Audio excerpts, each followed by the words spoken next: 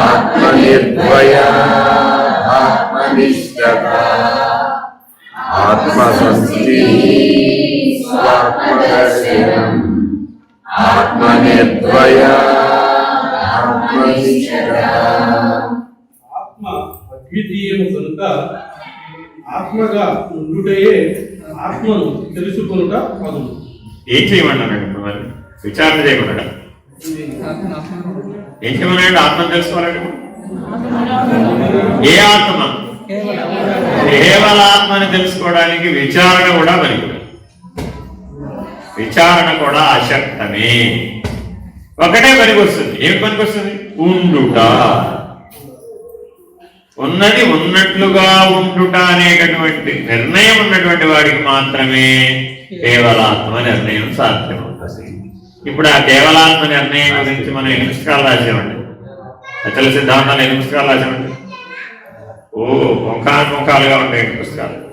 దానికో పంచీకరణ, దానికో సాంఖ్య విచారణ, దానికో విధానం, దానికో తారకం, దానికో అమనస్కం, సాంఖ్య తారక అమనస్క విధి. దానికి కూడా ఉన్నది ఉన్నట్లుగా ఉండటానికి మనం సాంఖ్య విచారణ ఎలా పెడతాం?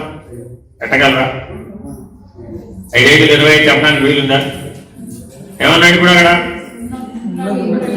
ఉన్న ఒకటి లేదంటున్నాడు.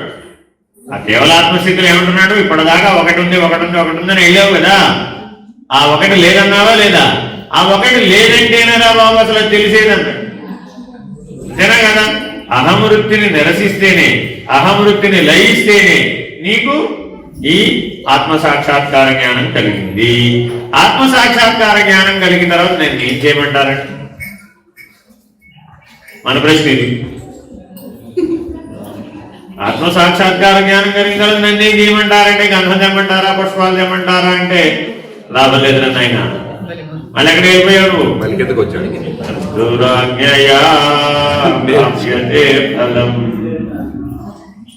అదేంటండి? ఆత్మసాక్షాత్కార జ్ఞానం కలిగిన తర్వాత నన్ను ఏం చేయమంటారు అడగకూడదు. నువ్వు ఏం చేయాలి మరి? అలా ఉండాలి. అంటే అలా ఉండాలంటే అలా ఉంటే అయిపోతుంది. అదంటే ఉంటే ఉన్నది ఉన్నట్లుండిపోయను, విన్న కన్నది ఏడ ఏమీ లేకపోయను, ఎన్నదాయి ఎరుక మూలము ఏడ ఏమీ లేకపోయన్, ఎరిగి మేల్కొనవే ఆత్మా మేలుకొనవే. కనీసం ఏమైనా మెలుగులు పాడండి. 2 రోజులు అయిపోయింది. క్షేత్రంలో కనీసం మనం మెలుగులు పాడుకోలేదు. అర్థమైందా? కాబట్టి ఈ కేవలాత్మ దర్శనాన్ని పొందిన తర్వాత ఏం చేయమంటారండి?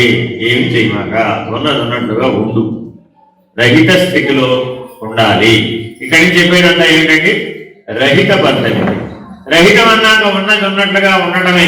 ఇంకా అక్కడ చేయడానికి ఏమీ చేతలేదు. ఎందుకంటే నీకు ఉనికి లేదు కాబట్టి. సత్తను ఉనికి లేదుగా సద్రహితాన్ని ప్రతిపాదిస్తున్నాడండి ఇక్కడి నుంచి. చదవండి.